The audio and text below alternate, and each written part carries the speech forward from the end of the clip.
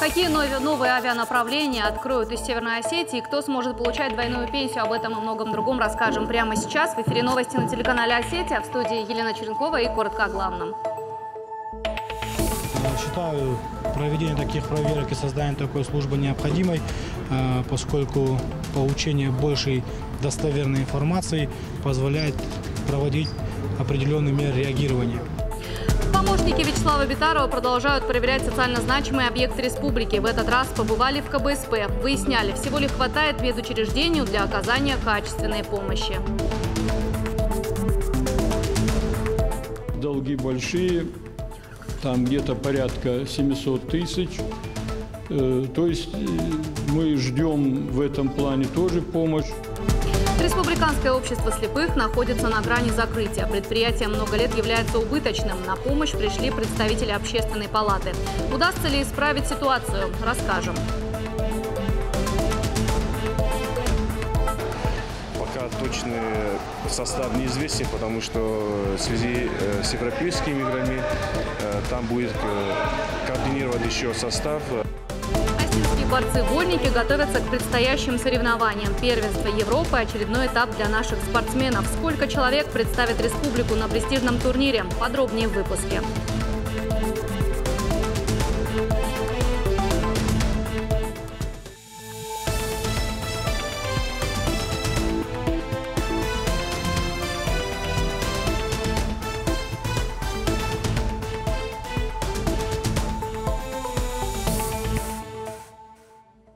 Социальные проекты, направленные на улучшение качества жизни граждан Северной Осетии, обсудили сегодня глава Северной Осетии Вячеслав Битаров и руководитель исполкома Общероссийского народного фронта Михаил Развожаев. Приветствуя гостя, руководитель республики поздравил его с недавним назначением на пост, пожелав успехов в работе. Вячеслав Битаров также напомнил, что, будучи заместителем министра России по делам СКФО, Михаил Развожаев принимал активное участие в социально-экономическом развитии республики. Среди результатов совместной работы глава республики отметил возведение республиканского противотуберкулезного диспансера. Очень важно, что вы примете участие, потому что активисты прекрасно помню все возможные совещания и другие мероприятия, которые организовали Министерство по делам Кавказа, и в котором вы активное участие принимали и руководили часто. А мы у себя на местах ощущали эффект от этой нашей совместной работы в новых объектах. После рабочей встречи Вячеслав Битаров и Михаил Развожаев отправились на конференцию Общероссийского народного фронта, где подвели с остальными участниками итоги работы организации за последние 5 лет. Общественники провели масштабную работу по разным направлениям. Среди них здравоохранение, образование, экология. К примеру, в рамках проекта «Карта убитых дорог» отремонтировали 46 дорог. Среди приоритетных направлений работы общественников отметили решение проблем жилищно-коммунального хозяйства, а именно вопрос получения качественных услуг и их стоимость. О проделанной работе собравшимся отчиталась и молодежка Общероссийского народного фронта. Главная цель их работы – выявить проблемы, которые волнуют молодежь, и найти пути их решения. Общероссийский народный фронт – это живое движение, которое всегда привлекает новых людей, новые инициативы. Мы общественники, и очень важно, что все, что сегодня есть в обществе, чтобы все это было отражено в Народном фронте. Все эти чаяния, все эти надежды, о которых мы говорим. Конечно же, мы президентское движение, и мы не подменяем власть. Но наша главная задача – сделать так, чтобы власть могла работать эффективнее. Почему? Потому что она с помощью Народного фронта должна слышать людей, которые живут в той или иной территории Российской Федерации. Деньги на решение проблем с водоснабжением республика рассчитывает получить от федерального центра. Об этом по итогам совещания с полпредом президента Александром Матовниковым заявил глава Северной Осетии Вячеслав Битаров. Эту позицию еще раз озвучил его пресс-секретарь Теймураз Калицев. Он подчеркнул, на встрече с полпредом говорили о том, что эти проблемы характерны для всего региона. И республика, как и другие субъекты СКФО, без поддержки федеральных программ с ним не справится. Вячеслав Битаров отметил, что в Северной Осетии нет ни одного населенного пункта, не имеющего проблем с водоснабжением. Это один из самых главных вопросов, с которым жители республики обращаются к главе на сходах граждан. В реконструкции нуждаются и очистные сооружения Владикавказа. Мероприятие, конечно же, требует больших финансовых вложений. Поэтому целесообразно обращаться к руководству страны с просьбой создать федеральную программу, в рамках которой регионы СКФО смогут получить необходимые средства для решения проблем с водоснабжением населенных пунктов, реконструкции и строительства очистных сооружений. Заседание суда по делу Владимира Цкаева снова перенесли. Такое решение принял судья из-за того, что адвокат одного из подсудимых не явился на заседание. Сегодня должны были продолжить давать показания врачи, которые оказывали помощь Владимиру Цкаеву. Следующее заседание суда назначено на 25 марта в 11 часов. Адвокаты Земфиры Цкаевой утверждают, что ничего другого не остается, как ждать выздоровления защитника. Добавим, процесс открытый и проходит под пристальным вниманием представителей общественности и СМИ. Несколько процессов с октября месяца только провели. Это неправильно. Это вот, честно говоря, я вот так на это все смотрю, и я понимаю, что это как затяжкой процесса, вот просто в наглую они это делают, я никак это назвать не могу. Я думаю, есть какие-то выходы, дать им адвокатов временных, чтобы кто-то замещал, или выделить какого-то адвоката государственного. Пенсионный фонд России заявил об изменении правил выплаты пенсии отдельной категории граждан. Речь идет о двойном начислении. Итак, получать двойную пенсию отныне смогут участники Великой Отечественной войны и те, у кого есть инвалидность в результате военной травмы, а также награжденный знаком жителю блокадного Ленинграда. Отдельной строкой прописаны семьи ликвидаторов аварий на Чернобыльской АЭС. Кроме того, на две пенсии могут рассчитывать родители и вдовы военнослужащих призывников, погибших или умерших на службе, либо впоследствии военной травмы после увольнения с военной службы. Таким правом обладают и федеральные госслужащие, космонавты и летчики-испытатели. Им положена страховая пенсия по старости и государственная пенсия за выслугу лет. В Северной Осетии проходят плановые проверки социально значимых объектов. Один из таких – клиническая больница скорой помощи, куда накануне по поручению главы Северной Осетии Вячеслава Битарова с проверкой пришли его общественные помощники. Они проверили наличие медикаментов и качество оборудования, а также проконтролировали ход ремонта гинекологического и гастроэнтерологического корпусов. Такие еще отделения успели посмотреть и остались ли довольны увиденным. В репортаже моей коллеги Карины Гигалаевой. Это гастроэнтерологический корпус – главная проблема КБСП. Здесь ни разу не проводили ремонт, говорят врачи. Здание нуждается в реставрации. Работы начнутся уже на этой неделе, обещает главврач Астан Мицеев. В аварийном состоянии гинекологический корпус. К капитальному ремонту уже приступили, пациентов временно перевели в РКБ. Но у больницы есть и преимущества. О них главврач рассказал общественным помощникам. В прошлом году мы открыли на базе КБСП новую лабораторию, которая соответствует всем мировым стандартам, и достоверность наших анализов уже не вызывает сомнений ни у кого в России.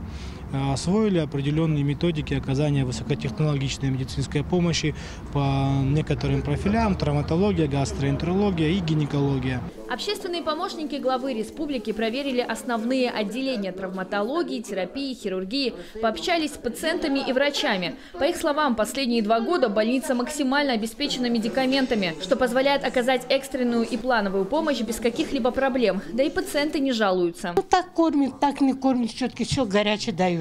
Вовремя все. Уборка, сами смотрите как. Очень мы благодарны. Дальше по маршруту Республиканский офтальмологический центр. Общественные наблюдатели сразу обратили внимание на благоустройство двора и остались довольны. Поинтересовались у директора Ирины Цгоева, есть ли какие-либо пожелания для улучшения качества обслуживания. Офтальмологическая помощь оказывается в полном объеме, в соответствии с стандартами и порядками принятыми. Медикаментозное обеспечение абсолютное. Коллектив трудоспособный, очень грамотный. Коллектив развивается, сейчас молодежь наша растет, курсы повышения квалификации, рабочие места. Порадовало общественных помощников и техническое оснащение. Оборудование в операционном блоке самое современное и высокотехнологичное. Его завезли 2 месяца назад. Первые операции проведут уже в ближайший месяц. То есть у нас раньше не было витреоретинальной хирургии. На сегодняшний день это сказать, в офтальмологии это высший пилотаж, так можно сказать. Это очень сложное направление в хирургии и офтальмологии. И вот на сегодня уже мы можем сказать, что готовы для внедрения. Результатами проверки общественные помощники главы остались довольны. Это качество обслуживания, которое в разы, конечно же, улучшилось, если смотреть и проводить анализ проделанной работы. Уровень обслуживания удовлетворительный. Есть, конечно, вопросы, которые возникают и в дальнейшем будут возникать для работы. Мы будем составлять протокол, изучим обстоятельства, дадим свои необходимые рекомендации. Рекомендации будут переданы главе республики для дальнейшего принятия решения и изучения вопроса. Подобные мониторинги необходимы, говорят общественные помощники. Проводят их часто. Только за последние несколько месяцев осмотрели порядка 40 медучреждений республики. И на этом останавливаться не собираются. Карина Гигалаева, Алан Суанов. Новости Осетии. Лучшие единицы техники связи соединения 58-й армии приступили к проведению второго этапа армейского конкурса «Уверенный прием-2019». Экипажи команды штабных машин соревновались в точности, смелости, ловкости и быстроте. Главная цель конкурса – проверка знаний и умений личного состава в самостоятельной работе, умение обеспечить связь между штабами и подразделениями в любых условиях. Сегодня военнослужащие отработали нормативы и учебные задачи в работе на технике в поле. Всего участвовало 125 человек. Победители конкурса примут участие в третьем этапе соревнований между подразделениями и специалистами войск связи. Отметим, армейские состязания связистов проходят каждый год. Выбираем по одному лучшему экипажу от нашей воинской части, который в составе команды 58-й армии будет участвовать уже на окружном этапе. И надеемся, что получится у нас занять первые места как на округе, так и среди подразделений связи специалистов Министерства обороны. При Северо-Осетинском государственном университете откроют военный учебный центр. Накануне правительство России издало соответствующее распоряжение. На Северном Кавказе это будет первый учебный военный центр. Открывают его по инициативе руководства СУГУ и главы Северной Осетии. Центр начнет свою работу 1 сентября. В его стенах будут готовить сержантов и солдат запаса из числа студентов СУГУ по двум специальностям – командир отделения и старший стрелок. Выпускники центра по завершению обучения получат военный билет. Таким образом, на срочную военную службу их уже не призовут. Претендентов для обучения в центре будут отбирать по таким показателям, как успеваемость, дисциплина, состояние здоровья. Ежегодный набор – 90 человек. Срок обучения – 2 учебных года с обязательным прохождением сборов сроком до 30 суток. Некогда на одном из самых продуктивных предприятий республики сейчас трудятся порядка 50 человек. И даже они могут потерять работу. Республиканское общество слепых вот уже много лет финансово убыточно. И ситуация лучше не становится. У общества большие долги и постоянное сокращение производства. А еще проблема с помещениями. Филиалы общества слепых есть в каждом районе, но вот в пригородном уже почти год ситуация с помещением висит в воздухе. Район, к слову, насчитывает порядка 400 инвалидов по зрению. Эти проблемы сегодня прозвучали на встрече Общественной палаты с руководством общества слепых. Вопрос с долгами предприятия обещали не оставить без внимания. Мы получили заверение, что во всяком случае очень серьезно этим позанимаются. И возможно, что, может быть, льготные тарифы для нас сделают, может быть, какую-то часть спишут наших долгов. Такая же ситуация и по налогам. Несмотря на то, что мы стараемся платить налоги, за прошлый год мы порядка 2 миллионов заплатили налогов и обязательных платежей, в том числе пенсионный фонд, но все равно у нас долги большие. Мы ждем в этом плане тоже помощь, потому что мы и сами стараемся создавать налогооблагаемую базу, и мы пытаемся быть полезными для республики хотя бы тем, что можем такие суммы налогов платить. Также обсудили необходимость расширения или перепрофилирования производства. Сейчас здесь занимаются только несколькими видами работ. Также отметили, всерьез нужно заняться образованием для слабовидящих или слепых детей. Представители Общественной палаты уже сейчас наметили план работ. Вот все эти вопросы мы сегодня обсудили и наметили совершенно конкретные планы, во-первых, и по привлечению наших социально ориентированных некоммерческих организаций и волонтеров к тому, чтобы помочь этому предприятию, помочь обществу слепых. У нас есть хороший вариант предложены президентом Российской Федерации всем общественникам. Это участие в президентских грантов, в написании проектов. Вот мы сегодня уже здесь продумали предложение как минимум по 2 президентским грантам, которые мы поможем написать этой организации и для социализации инвалидов, и, возможно, для расширения номенклатуры продукции, которую они производят. В Северной Осетии может появиться авиасообщение с республиками Закавказья. В Министерстве транспорта и промышленности обсудили маршруты Владикавказ-Ереван и Владикавказ-Тбилиси. Такая инициатива возникла в связи с большой загруженностью КПП Верхний Ларс. В пресс-службе ведомства рассказали, что уже достигнута договоренность об открытии авиасообщения Владикавказ-Ростов-на-Дону с мая этого года. А с июня начнут летать самолеты в Сочи. А международный рейс Владикавказ-Анталия начнет работу с мая. Все эти рейсы будут выполнять 2 раза в неделю. Сейчас на сцене Североостинского драматического театра проходит вечер балета. Артисты театров Москвы и Санкт-Петербурга представляют зрителям фрагменты из мировых балетов «Лебединое озеро», «Дон Кихот» и «Щелкунчик». Постановку организовала труппа из 12 человек под руководством Аслана Каргинова. Владикавказ – первый город, где они представили свою программу. Артисты отмечают, что выступать в столице Северной Осетии для них особенно волнительно, поскольку это родина организатора. Наша съемочная группа побывала на репетиции перед началом концерта и пообщалась с артистами и зрителями. Эмоции переполнены. Я очень волнуюсь, потому что на мне сейчас лежит ответственность не только как за артиста, но и как организатора, и педагога-репетитора. Вот, и, наверное, большую часть я боюсь за своих девочек, которых готовила. И уже на себя не хватает волнения. Я очень взволнована, воодушевлена тем фактом, что в Осетии первый раз приедет такая балетная труппа, и состоящая из ведущих артистов Санкт-Петербурга и Москвы. От артистов я жду, наверное, полной отдачи. На прошлой неделе сборная России по вольной борьбе успешно выступила на Кубке мира. 4 североостинских спортсменов, которые входят в состав сборной, уже вернулась на родину и продолжают тренироваться и готовиться к новым достижениям. А еще своим примером вдохновляют юных борцов на высокие победы. Сейчас молодежь готовится к первенству России. На тренировке побывала и наш корреспондент Габриэла Гаглоева.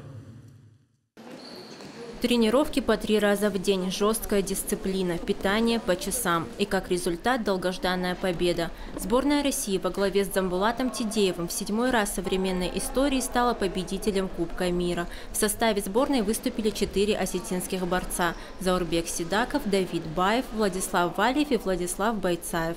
По словам капитана сборной Заурбека Сидакова, на соревнования ехали исключительно за победой.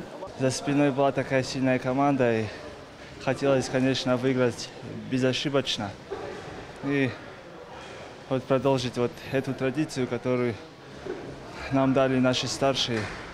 И вот так в этом году опять же привезли этот кубок домой, чему мы очень сильно радовались, не только мы, болельщики тоже. В первой схватке Заурбек встретился с борцом из Кубы, которого смог одолеть уже в первую минуту. А вот в финале спортсмен боролся с более опытным иранским борцом и тоже одержал победу. Российская сборная выиграла у соперников сборной Ирана со счетом 9-1. Спортсмены говорят, огромную поддержку чувствовали от болельщиков, трибуны были переполнены. Эмоции, конечно, непередаваемые. Командные соревнования все равно, они командные. Команда это есть как бы один за всех и все за одного, и поэтому впечатления и эмоции непередаваемые. Там и болельщики очень сильно болели за нас, там очень много народу собралось. Главный тренер республиканской сборной по вольной борьбе Хетак Газюмов говорит, конкуренция была не слабая, соперники – опытные борцы. Но несмотря на это, вся команда выступила достойно, ведь задача стояла четкая – победить. Я думаю, очень долго ждали этого момента и болельщики, и тренера. И то, что мы выиграли в такой сильной конкуренции, иранская команда, американская. Хоть они не первый состав привезли, но вы знаете, что у нас тоже не все лидеры боролись. И в такой конкуренции выиграть Кубок мира, я думаю, это достойно. Своим примером чемпионы вдохновляют молодых спортсменов. В апреле им предстоит участие в первенстве по вольной борьбе среди юниоров. Пройдут соревнования во Владикавказе. Юниорская сборная уже сейчас активно готовится к турниру. Планов не строим, но есть ребята, которые могут завоевать медали. Будем рассчитывать на 5, на 4 золотых медалей. Первый этап подготовки к первенству ребята уже прошли. Длилась она 2 недели. Сейчас молодые спортсмены проходят второй этап подготовки в Академии вольной борьбы. По итогам первенства будет сформирован состав сборной России для участия в первенстве Европы и мира. Габриэла Гаглоева, Чермен Цураев, Новости Осетии. Юные североостинские спортсменки завоевали на первенстве России по художественной гимнастике призовые места. Открытый турнир «Маленькая принцесса» проходил с 8 по 10 марта в Москве. В нем приняли участие около 700 гимнасток со всей России. Из Северной Осетии на соревнования отправились 26 спортсменок. Самые младшие из них 6 лет, самые старшие 15. Детей оценивали в каждой возрастной группе. По итогам турнира юные гимнастки из Осетии взяли 10 первых мест, 9 вторых и 5 третьих. Дети готовились к соревнованиям под руководством опытных тренеров Галины Сокаевой и Юлианы Гудзиевой. Детей наградили грамотами, медалями и мягкими игрушками. Воспитанницы Республиканского дома детского творчества нередко выступают на таких турнирах. На следующие соревнования юные спортсменки отправятся в Георгиевск 26 марта. Заняли первые места. Соперниц было много, но у нас получилось первые места занять. Мы думали все равно, что мы получим первое место, потому что мы сильные соперники. Мы очень рады своими девочками, довольны их выступлениями. И хотим, чтобы на следующий год они нас еще больше порадовали, и мы привезли все первые места. И на этом моя часть выпуска завершена. Передаю слово своей коллеге из остинской редакции Берте Биджеловой. Берта, здравствуй. Бужна Глена, самодиша гравдышта умбаса, тако там наруал дуо артамину реклама мабакышут. Гананишима уништа пайдар хашсышты.